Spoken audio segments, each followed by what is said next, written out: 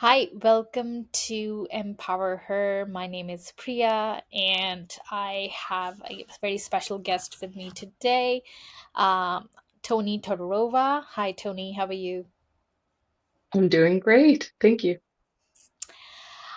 So if you're listening to Empower Her for the first time, this podcast is about women empowerment. So I bring on different guests in every episode to talk about women related issues.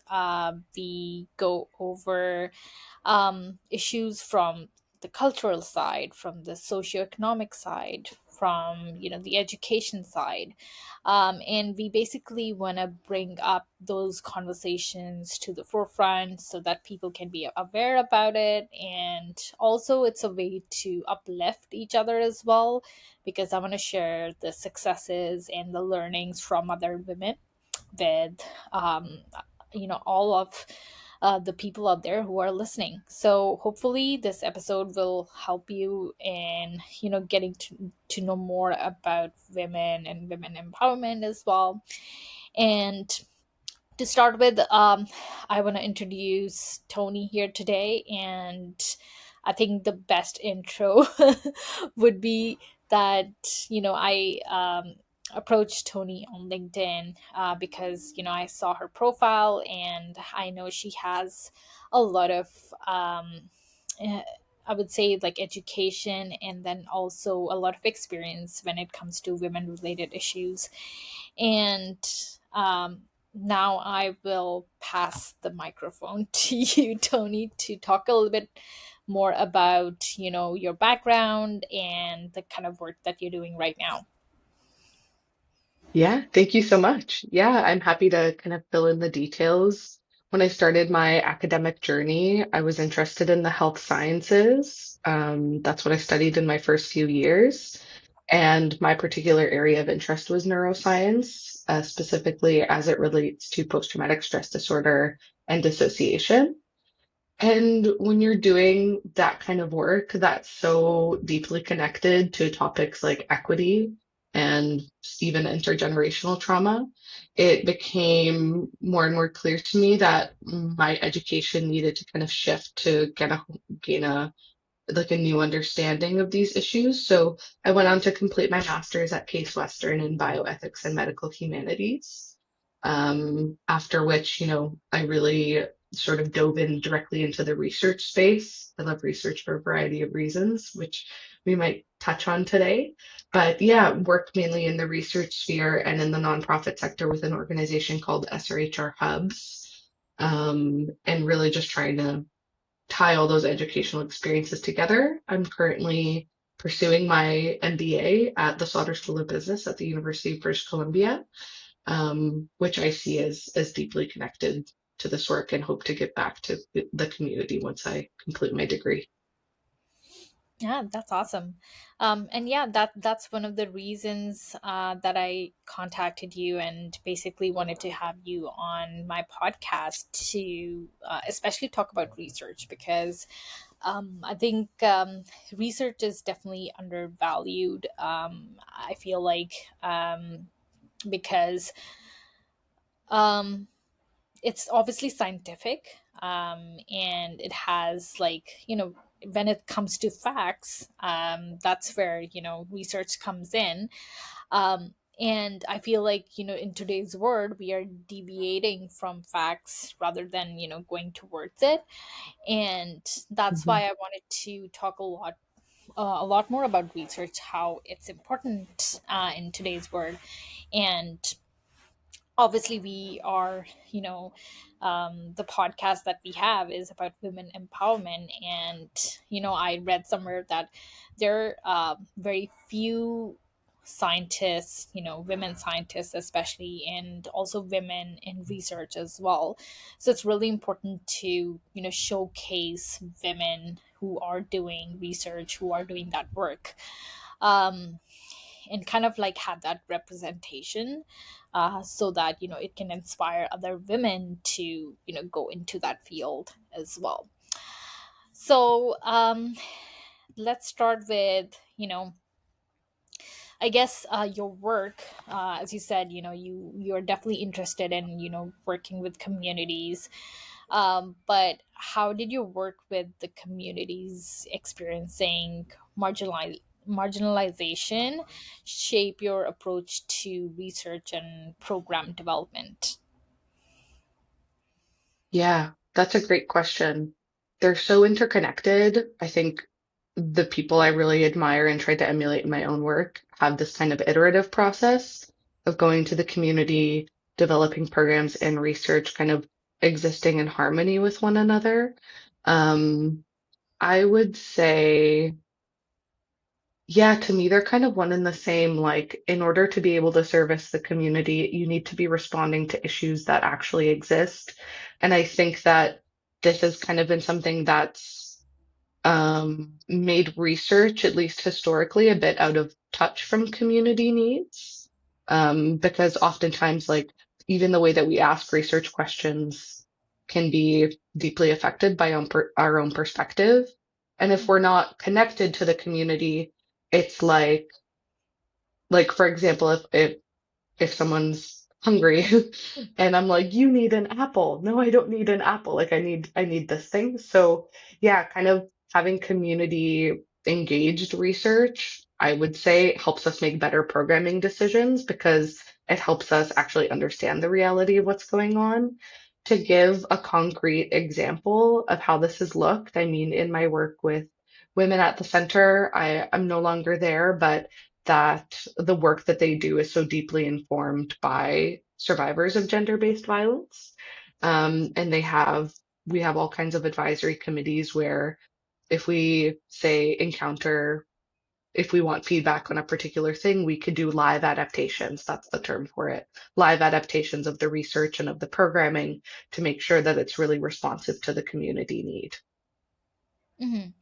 Yeah, and I feel like I was talking to someone in our podcast, and she was just talking about some research that she had looked into. She's a journalist and she's an editor as well, and she was basically looking into equality and feminism related researches, and basically it was a research done by, I think, a university. I don't remember which university it was, but um, the results, later on they realized that it wasn't valid because they because some topics are very subjective, right? So our interpretation of those things, even for example like equality to me could be different from what equality is to you. And so defining that particular thing for research is so tough when something is subjective. So Mhm. I think my question would be, what have you kind of like observed or maybe, learned from, that environment when you're doing research, any kind of research? What would be your advice, or, what have you learned from it, I guess? Yeah, that's a great question and something I've wrestled a lot with. Like starting off in the sciences, you're trained to think a particular way. You're definitely trained kind of in the tradition of the scientific method, which is all about objective reality, or at least purports to be interested in measuring objective reality. And then you go to the humanities where you're talking about things that are socially constructed and, kind of at least bridging those two philosophies, at least initially seems incompatible, and maybe in some instances it is. But in my own work, the way that I have kind of thought about this issue is, oftentimes when you want to do equity oriented research, you can be kind of on the receiving end of these cultural differences of like, well, that's not objective, or we can't measure it.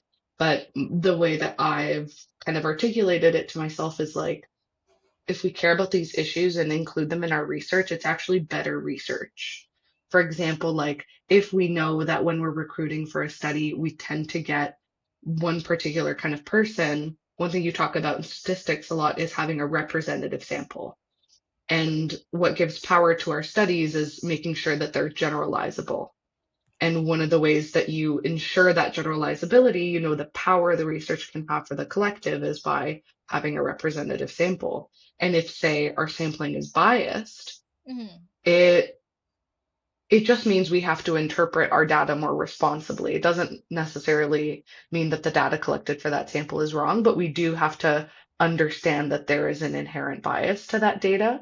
Mm-hmm. So to me, like looking at it that way, I think really draws the compatibility between caring about issues of equity and, say, in this case, specifically gender equity can create better science. The two don't necessarily have to be at odds, and for reasons that are both technical and cultural, and political, I feel like those two things have, in general, largely been put at odds, but I think can be seen as, I think can be compatible, more compatible with one another than we think. I've been on this rant for a while, but there is kind of an example that I would like to give, just to end on. I think it really highlights what I'm saying is your traditional electroencephalogram headset, so an EEG, which measures brainwave data through the scalp, um, or like through having contact with your head. Those electrodes are typically designed to penetrate like relatively thin and straight hair. If there is thicker, coarser, curly hair, or say even like a protective style braiding, the electrodes that we have tend to give much more noisy readings. It's harder to pull clean data from that. There do exist special electrodes that are able to penetrate through thicker hair and like through a variety of like protective hairstyles as well. But because they tend to be more expensive and, labs, pretty much everybody's always thinking about funding, we're not able to facilitate that better data collection for participants that wear protective hairstyles, have curly hair. And like if you think about the equity issues that result from that, or even just collecting noisier data, it can compromise sometimes what we're able to understand. Mm-hmm. Yeah, absolutely. Um, so obviously you talk about equity, and in your research projects, uh, what kind of barriers have you faced, to make sure when you wanted to make sure that there was equity, especially when it comes to these marginalized populations? I think the one that stood out more recently is that a lot of funding programs aren't very responsive to putting out funding calls that are inclusive. For example, um, there's a lot of like gender binariness in how we distribute funds, say, for folks who have survived gender-based violence. Like a lot of times in this language, there is very binary language, like for women, Mm-hmm. for women, which on one hand recognizes the experiences of this group, but leaves out, say, non-binary folks who have also experienced violence. And depending on the kind of funding program that you have, that really affects what kind of language that you use in your research as well. Mm-hmm. So those kinds of barriers Mm-hmm. exist. Um, I think initially going into research and going into the academia, you expect, I think, a lot more resistance, I think, say, in terms of readiness to change. And that's certainly a kind of barrier that I've experienced. I think folks in general care about doing inclusive research. And sometimes it's the case that our methods have to catch up. In some cases, it's us that have to catch up, and those methods exist. We just have to encourage their use. And I think, like, for example, one thing that we do a lot in survey work is collapse categories in order to be able to preserve anonymity. So in a survey, if you have, say, a particular multiple choice answer that has a cell count under 20, at that point you're thinking about privacy. And when you're analyzing that data, the tendency is to collapse categories. But say you do that for something like gender, you can actually start to reinforce those notions of the gender binary, and the way that you report can end up being not as granular or as detailed as the data that you collected. So there's barriers kind of in a variety of places. When there's a barrier when it comes to funding, there's updating our data analysis process. There is, the people behind the research and how we're trained to think about these issues. I've always said, equity can't be an afterthought. It has to be baked into your research process. Um, so I think the majority of the barriers I've noticed kind of have to do with that. They're language related, money related, and I guess people related as well. Hmm. Um, and when it comes to, sexual and reproductive health, you've also done some work in that as well. And obviously, there is, the issue of systemic harm. Um, so I wanted to touch on that and, get your opinion on, what do you think is like one of the most pressing issues when it comes to that? I honestly, burnout is huge. Compassion fatigue. Um, in the space that I work in, it's impossible not to notice that a good portion of the people doing this work are they themselves people who belong to to various groups. Either you've experienced gender-based violence or some other form of marginalization.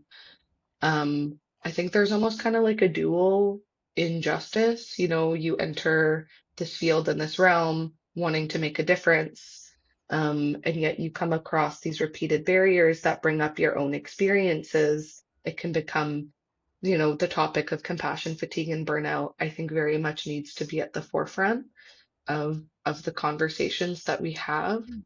I'm trying to think of what else. I mean, I guess that one stood out to me first just because of the acuteness that I've noticed around me, Mhm. especially in the past couple years. I would Mhm. say that's one thing we really need to pay attention to. Yeah, definitely. Yeah. Um, And in terms of sorry to no, no, interrupt. no, go ahead. The question was about systemic harm. Could I just have you repeat the question? I think I had another answer that I just want to remember.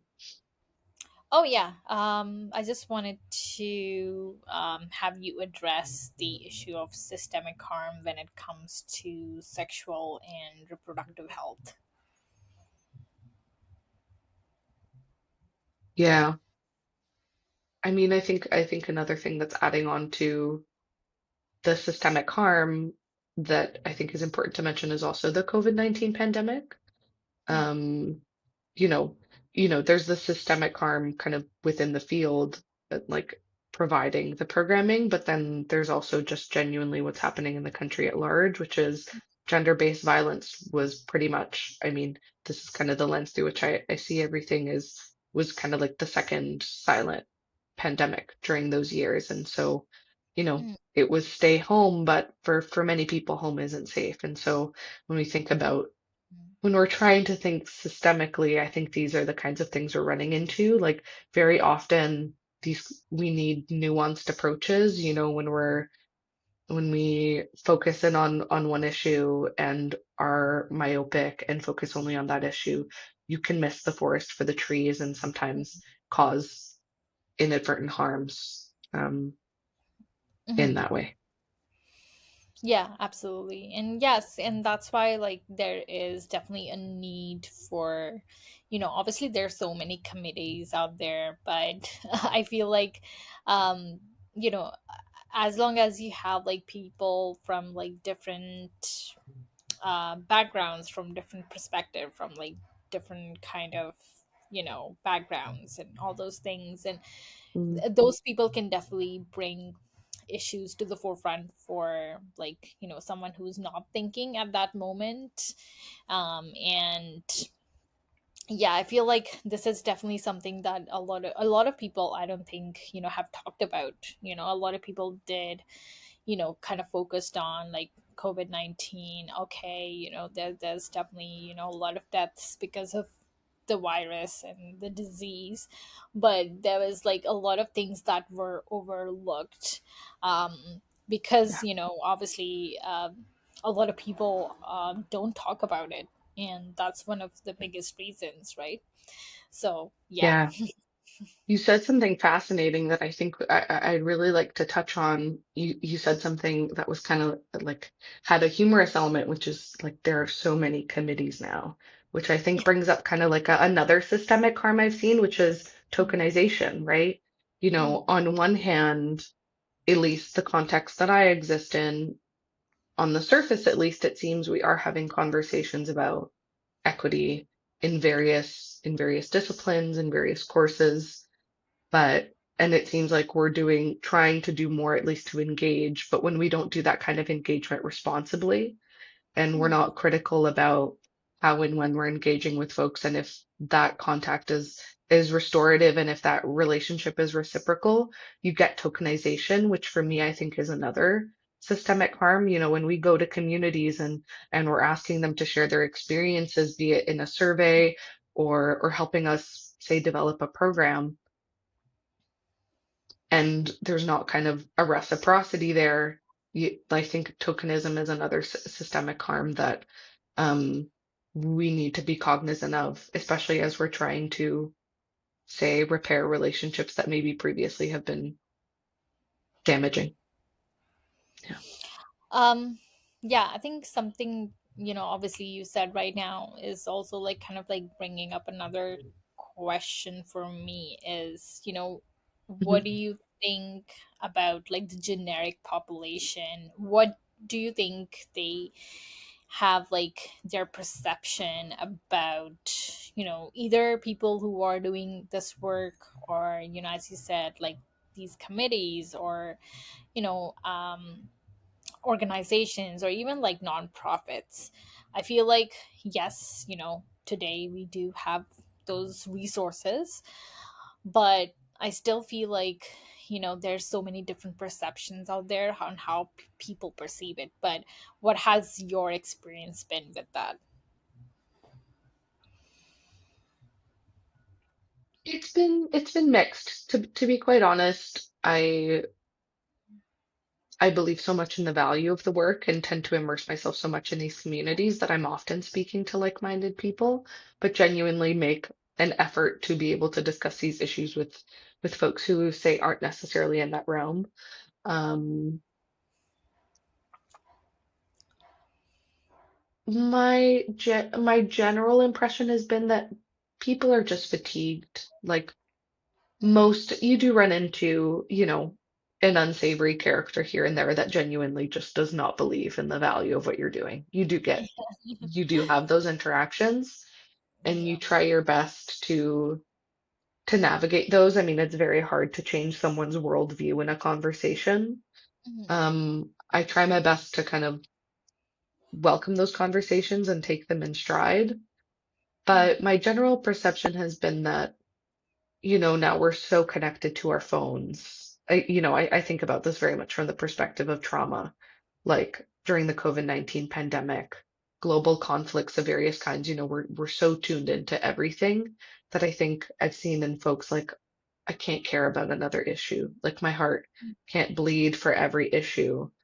Mhm. Um, and there's a part of that perspective that I understand. I just can't seem to take it to heart. I think a lot of these issues are deeply connected and require a lot of care. And it might be hard to enact in the world, but I just think inaction is one of the most harmful things that you could endorse. Mhm. But I also understand that compassion fatigue is a very real thing. So navigating those two things, I would say compassion fatigue is generally what I've noticed in folks that I've talked to. Yeah, it's also, I think that there is big a lot of, I feel like people have this perspective of like just extremes where, you either Mm, go like 0% or like 100%. So either you care or you don't care. And yes. yeah, Yeah. so there's like no in between. So I feel like, there's definitely a need for people to be like, okay, there's, an in between, a balance that Hmm. people can find. But obviously that's Yeah, something that people do need to learn. But yeah, there's just a lot of extremism that goes on. yeah. um, and so with the kind of projects you've done so far, are there any projects that you would say that were closer to your heart, maybe, or some moments in those projects that that has shaped your career in a way, something like that, I guess. Yeah, absolutely. Pretty much I know this is like a non-answer. Pretty much every project I've done has been really close to my heart. I mean, I would say, like, especially some of the work I did at U of T, um, when I worked in research there. I mean, I did a project specifically to capture kind of large scale data on youth mental health and substance use. So it wasn't directly related to sexual and reproductive health, although it like if you look deep enough, it very much is. I think what was really special about that project is it really articulated my next step education wise.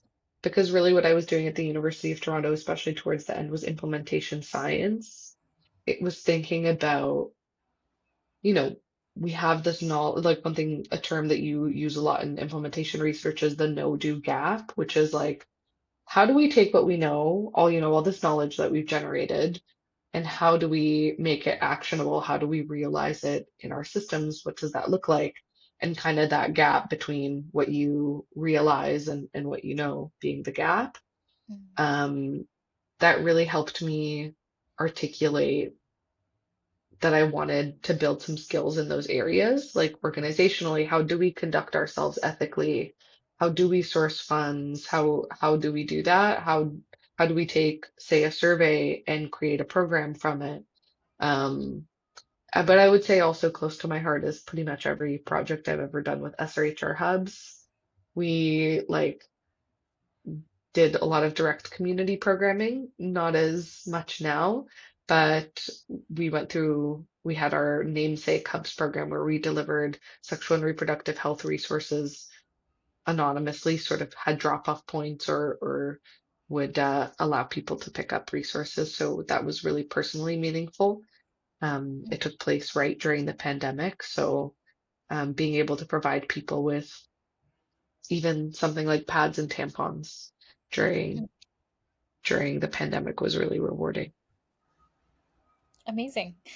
um and so let's talk a little bit more about that, because I feel like this is also something that we don't talk about enough, is menstrual health as well.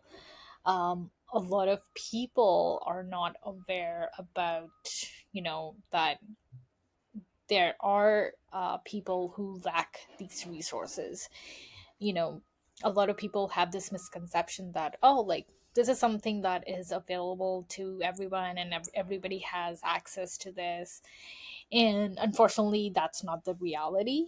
But I feel Mm. like people don't know about it. And we definitely need to, like, shine a light on that as well. So can you talk a little bit more about that, about what you've seen in your research, or any kind of projects you've done when it comes to that? Yeah, that's a great question. I have to kind of like preface by saying this isn't particularly my area of expertise, but it is something I feel very passionately about. I mean, menstrual inequity is very real. These resources aren't available to everyone. Mm, In rural communities, they're not available, or even if they are, they're wildly expensive. mm, And they're still, we have the pink tax, which is a lot of yeah. like feminized goods. Mm, Um, do have this kind of extra price associated with them, which can be a financial burden. And sometimes even knowing where to access free period products can be very challenging. And I mm, would say like a new kind of thing to take on is really having gender neutral period products that allow us to be more inclusive. And there's kind of an additional element of it, which is, thinking systemically and thinking about the impact of the work that we do. On one hand, we want to increase access to these resources. But then on the other hand, we very much want to recognize that the majority of the period products we have widely available, say in a place like Shoppers, are single use Mm, and contribute a lot to waste mm, globally. And mm, even the way that we produce them, like we had those studies that came out about harmful heavy metals being present in period products. mm, There's so much we don't know about mm, what goes into them and mm. even the way that they're researched. I mean, to bring the research lens into it, I forget exactly the date, but it came out that, a lot of period product companies had only just recently started testing with blood Yep. and that the absorbency of of the pads and the tampons that they've been selling, Yeah. and I feel like any period haver could have told you that. You buy like something for heavy flow and you think this is for me, and it Yeah. absolutely is not that. So there's so many levels to this, like from not Mm, having access to not having the research to it not being sustainable to it maybe even being harmful for our health. There's so much to do with equity rooted in all of these issues. Like the fact that it took until now to now. start to test properly with blood Yeah. is It's interesting. mind-boggling. It It's is. That's a great word. Yeah, yeah, exactly. I was shocked when I saw that article. I was like, this is crazy. And that's why we need more diversity, more equity, as you said, in research and science.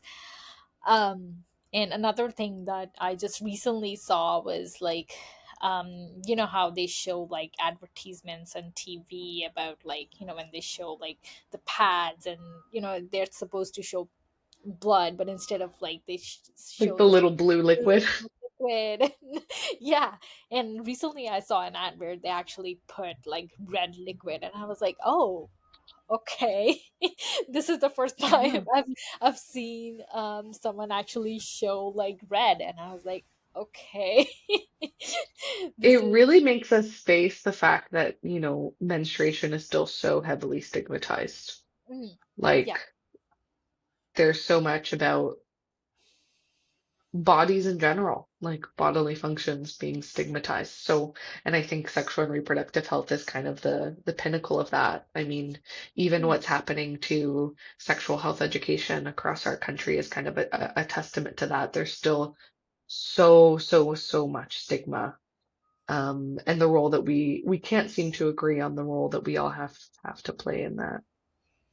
yeah, yeah, definitely. And I think something that has recently also come up, that I think I was talking to someone else too about it, but it was basically about like period leave. So um, I think recently this topic of conversation has come up where, there is a demand that, okay, it should be okay for women to take a leave if they're on their periods, and companies should allow them to um, have a day where they can basically have the day to themselves to just rest, because for some women it is really really tough on their first day or second day. But yeah, it's very very painful for them, and obviously there's so many symptoms and so many I guess like reproductive health issues as well. There's PCOS and other kind of syndromes as well that women are definitely having these days. So Mm-hmm. yeah, I think that's where also the question of equity comes in, where people are also saying on the other hand that, okay, is that okay that women should be taking women should be having that right to take a leave, when men don't really need it, and what about men, or what about other people, are they gonna get a leave as well, or Yeah. that's not equity or equality, whatever. Yeah. And that's where, it kind of like also, um, I think, the question of equity comes in, because I feel like a lot of people don't understand what equity is. Um, and that's why I wanted to talk about equity more and more in my podcast, to, you know, Mm, make people aware about what actually equity is, because a lot of people just think in terms of like, okay, if this person has this, I should also have this. If that person doesn't have this, it's okay for me not to have it as well, and that's it, that's equality. um yeah. but yeah, do you want to share your kind of like definition of it, or if you wanted to explain to the audience of like what equity is? Yeah. Wow. That's such a big question. I'm not sure I'm going to have a direct answer, but I definitely want to kind of echo what you're saying, which is like, yeah, I mean, if you take something like community care and you reduce it down to how many days do you get off and how many days I get off, you've kind of missed the point. I like when I see, and it's also like, it points to the fact that, you know, again, we're not thinking communally, we're not thinking holistically. Like when I think about equity, I'm not thinking about, I think the conversations we've been focusing on, and I mean we as generally, are quite downstream. Like, you know, what are companies doing instead of like, how are we structured? How are we organized? And I can appreciate that, the reason we're putting off having those conversations first is like, we need things to be actionable. And oftentimes enacting large systemic change doesn't feel actionable. And I think, that's something that even with my peers and my colleagues, we talk about a lot, kind of like, okay, do we do bottom up approach? Because the benefit of something like a bottom up approach is that it can be community led. But the downside can be, when you're talking to a community that's experiencing harm and you're also then asking them, putting the responsibility on them to then solve that harm, there is like, it adds insult to injury. But Mhm, then on the other hand, the benefit of something like a top-down approach would be that it very much recognizes in a way that the change needs to come from the system. And there's mhm, lots of downsides. I mean, that I see being there's so much mistrust, and a lot mhm, of it is completely fair. I mean, why do these communities owe us their engagement? They have absolutely no reason to offer their lived mhm, experience and their expertise and their care. It's on, like, again, speaking from the perspective of research, it's on us to earn that trust. Like, mhm, trust is very much earned. mhm, Equity to me, I'm still learning and kind of changing my perspective every day on what it means. Um, Lately, the language I've been using is just to meet people where they're at and to center community care.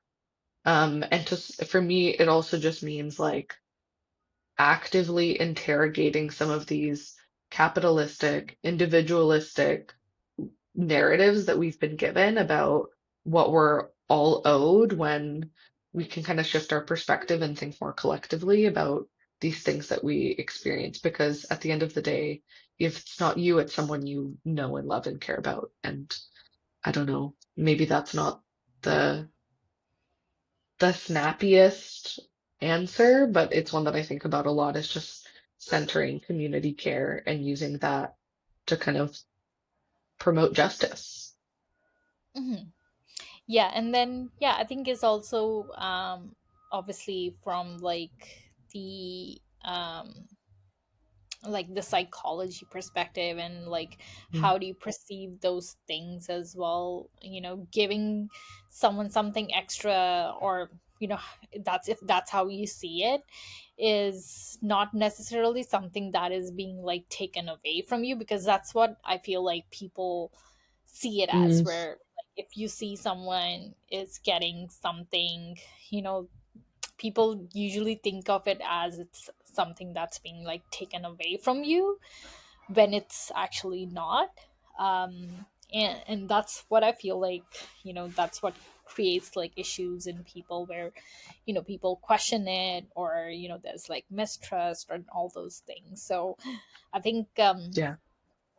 yeah, I think you answered it in a way where there's like, I think there needs to be like a community led thinking, where you think of people around you as like a community. We're part of a community, and not so much as like an individual. So yeah. Yeah, absolutely. I think that's something that, I'm going to try my best to be articulate. Like, our culture just simply isn't like we're given these scripts, and we're graded individually. We are like assessed individually. Like, pretty much everything we do comes from that lens, and Mhm. really putting pressure on ourselves to unlearn those things Yeah. is definitely a core component of this work. But you put it beautifully. Yeah. Yeah. It Yeah. does sometimes feel like it gets perceived as something being taken away from us rather Mhm. than being something that we share. Mhm. Exactly. Yeah.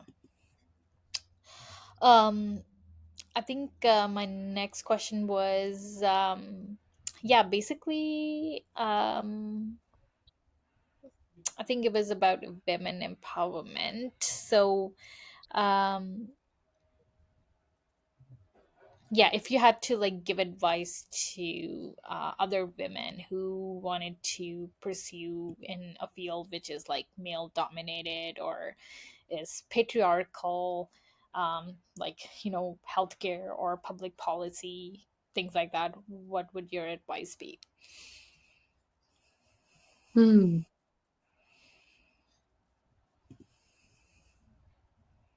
It's a great question, and something I still struggle with. Um, for me, network building has been very important. And I don't mean that in like like, I don't mean it as in the like frivolous or like typical way of networking. I just mean, like, again, sort of maybe community would have been a better word.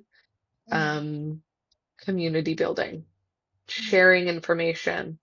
We are so siloed. And mm, I mean, there's no antidote to this because on one hand, you need to adopt certain behaviors or within a certain sphere, say like be it a career to survive. But mm, sharing information and addressing those silos, mm, I find is a key antidote to that. I mean, mm, it for me, it's been a very kind of valuable way of thinking and of being that I think has helped me a lot.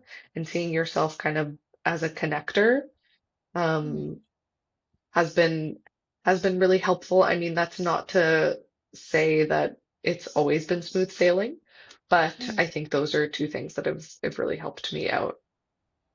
mm.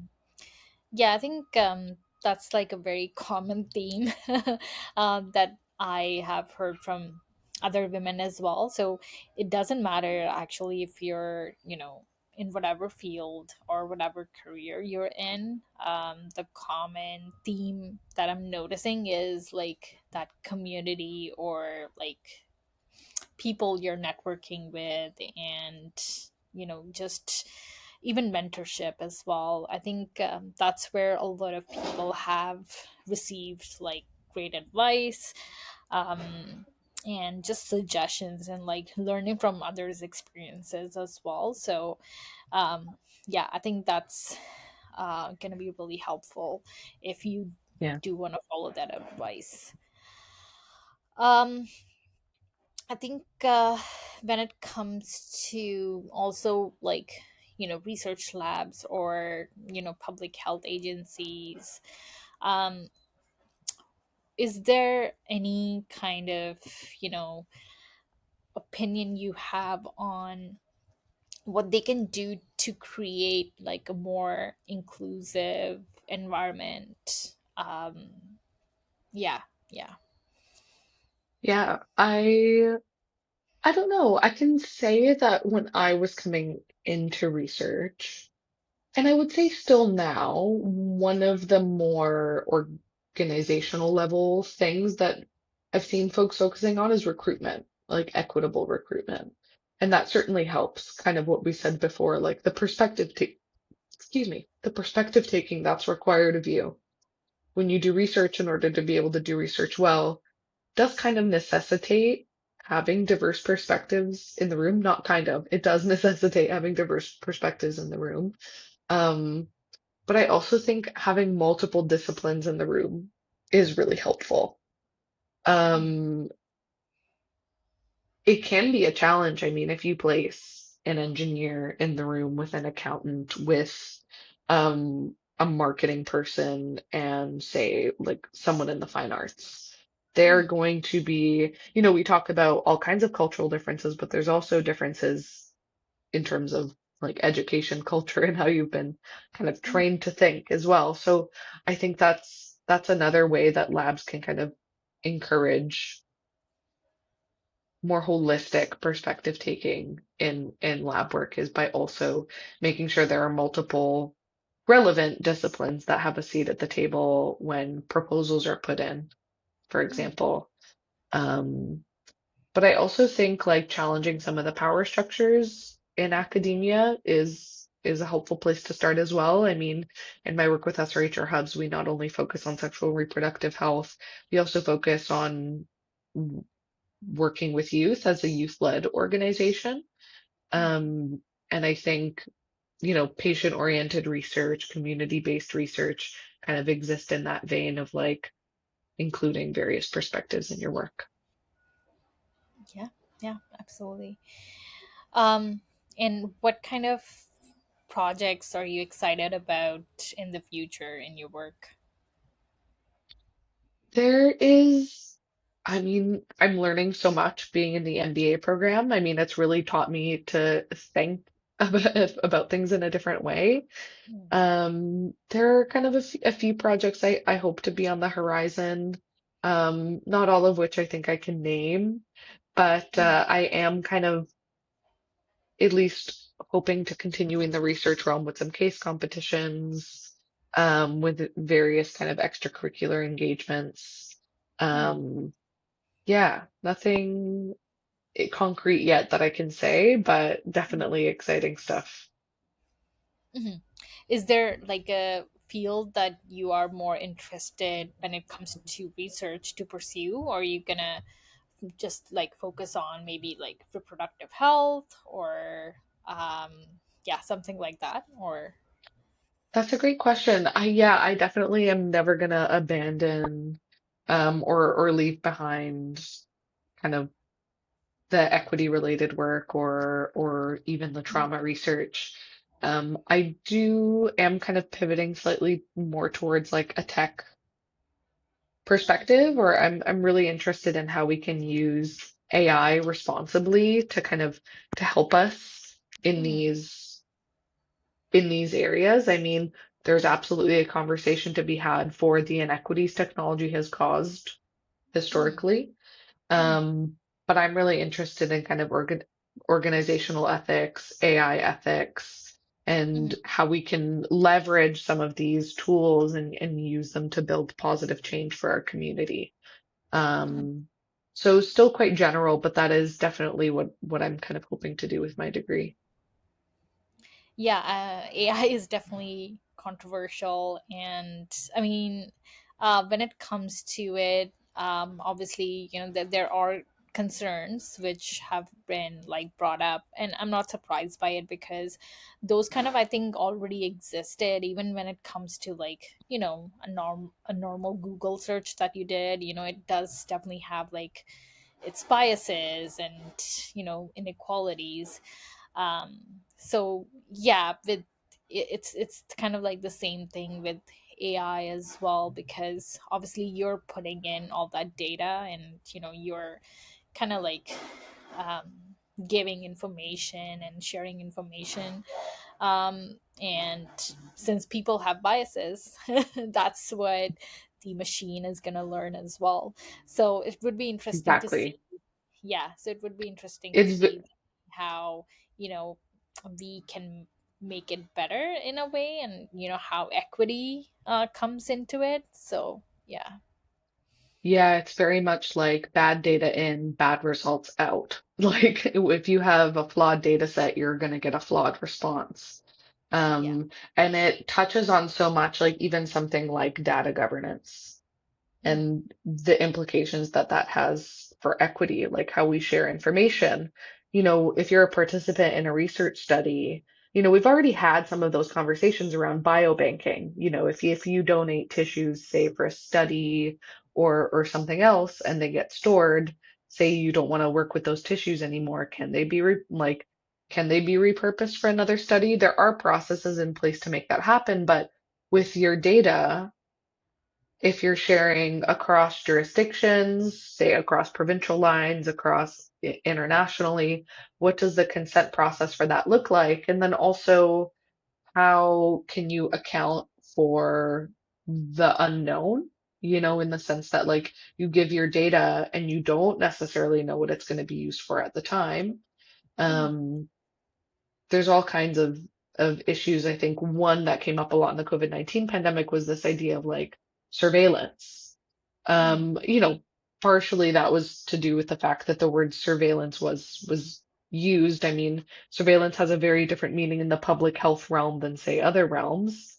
So I mhm, think there's some of that semantic confusion that arises from these things, but that doesn't mean it's insignificant. It's still important to recognize like we're collecting this large scale data that can be used in a variety of ways, both good and bad. How do we make sure we're using it for good? And same with AI. It's going to be an interesting next couple years yeah. to see what's going to happen. Yeah, yeah, definitely. Because yeah, right now if I use like anything, AI related, like ChatGPT or anything, and even, a lot of times it does like kind of like gives you a disclaimer, like, okay, this is, you have to like fact check whatever you're looking for, and even AI can have their own like biases and stuff. So yeah, so yeah, Yeah, you have to be aware of those things if you're using it. So yeah. absolutely. Um, and then I think I usually end my podcast episode with asking, can you share 5 things about yourself that you're proud of? Ah, it's a great question. One thing that I'm proud of, I guess. I don't know. I became a kayaking instructor this year, which was really rewarding for me. That's Um, yeah, it's kind of out of left field. It's not exactly what we've been talking about today, but I have a lot of respect and reverence for kayaking. I mean, it's a product of thousands of years of brilliant engineering and artistry. Um, so it's there's that. Guess I'm really proud of having gone back to school and making another kind of like discipline switch. I yeah, switched from like the sciences to the humanities, which was one transition, and now from the humanities to the business world is another transition. So yeah. I guess that's something I'm quite proud of. Mhm. Um, Third thing, I don't know, I feel quite settled in on the West Coast now, which has been lovely. That's another thing I'm quite proud of. Mhm. Um, that move was intimidating, and I'm glad to have made it out on the other side. Mhm. Um, I'm gonna cap it at three because I can't really think of much else. I don't know what that says, but No. I really appreciate the question. It does force you to kind of think about yourself in a different way. Oh yeah, yeah, yeah. It's just to make sure that, we ended like, being grateful, and, obviously you recognizing your own accomplishments as well. So that's something that's definitely to be proud of. So yeah, that's amazing. And thank you so much for, sharing your background, your knowledge, all your learnings as well with the audience. I'm sure anyone who listens to it would definitely benefit from it. And Yeah, I hope to, have you again on the podcast as well, because I think there's like so many things that I could talk to you about, but yeah, that would be like a 5 hour episode. So The possibilities are endless. I know. And after these conversations, like without fail, you step away and you're like, that would have also been really cool to talk about. Like, ah. So yeah, definitely. Thank you so much for having me. I can't thank you enough. This has been so lovely. all right, thank you so much and have a good night.